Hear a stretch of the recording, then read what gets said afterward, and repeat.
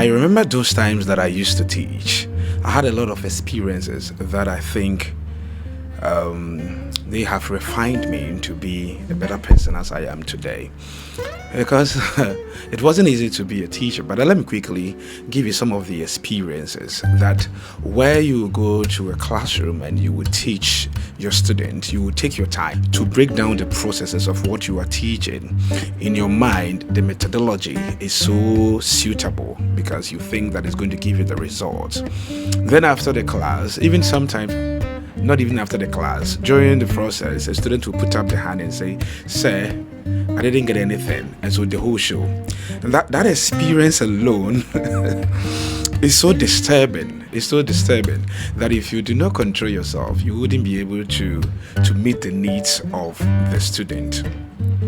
But because in most cases we have the students' well-being and growth in mind, it kind of controls our emotions and we're able to exercise patience. And so I need to take time to now talk to this student. If it needs one-on-one, you have to do that to make sure that you find out the areas that the person is finding difficulty in grasping. And also, if you need to change the methodology, you change it just to suit the student because you have the growth of the student in mind. I did all these just because I had the interest of the student at heart. Yeah, and so I went through the pain to meet the needs of the student. Quickly, let me tell you this. I kind of remember the same incident happened when I was in classes in my primary school. I had a colleague who also had a challenge when it comes to academics. And so one time we were in class and about to go out for break. We were having reading exercises. And so when it is your turn, you read a paragraph or a passage. Then this friend of mine was reading and it got to a particular word. And I know that those of my colleagues that are on this platform would testify. And I think if Ezekam TV can remember this, he would testify in the comment section. Ezekam, he is my colleague way back in primary school, GHS, and even in the secondary school. And so this colleague of ours got to a word that he needed to pronounce. And it wasn't any sophisticated word. It was a simple word. Fever. Fever.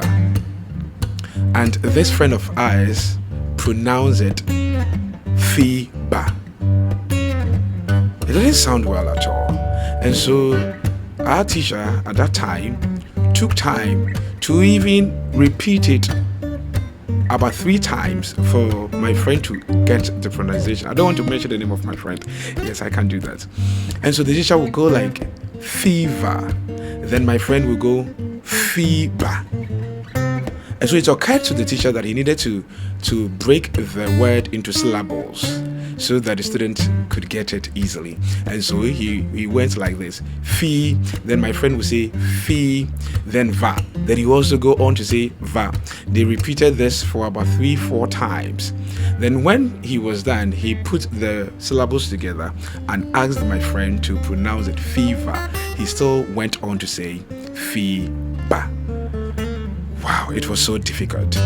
But the teacher did not give up on him because in the mind of the teacher, this student needs the basics to be able to get to the top. In other words, the teacher had the interest of the student at heart. And so he was patient with the student.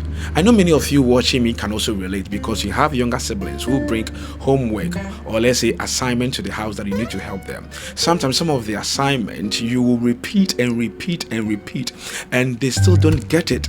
Sometimes you become so upset to the extent that if you're not careful and you do not control yourself, you will end up giving them knock. In Ghana we say you will end up giving them kutu, serious kutu. But you remember how you contain yourself. You exercise patience so that you end up helping your younger sibling to get what you are teaching. And so why is it so hard when it comes to our partners? Let me give you a typical example that you can relate. Imagine, and I've heard it many times, when a husband is teaching a wife how to drive. Oh my goodness, that is where patience gets missing. I don't understand why. And so to really have a wonderful relationship, a wonderful marriage, we shouldn't overlook patience. Let patience always be part of the ingredient. Just as I mentioned in the last video, love is patient. And so, beloved, if we really love ourselves, then we need to be patient. We need to exercise patience, because what you are not expecting from us is what we would do. But because you have the end game, or let's say the end result in mind, we should exercise patience. I said in the previous video that human beings, we are like seeds. So how we nurture, how we water it day in, day out determines the growth of that seed. Let's invest in our relationships and in our marriages. And one of the things that we need not to overlook is patience. Let me tell you this before I even end the video. If you're a believer, I want you to ask yourself how many times you have offended God, how many times you have fallen down, and how many times He has given you His hand back to you to raise you back to your feet. It's countless. That tells you how patient God is with us. Out of His patience, He gives us what we call grace to help us live the life that He is expecting us to live. And so in the same understanding, let's have patience for each other. Let's remember that we are not perfect people.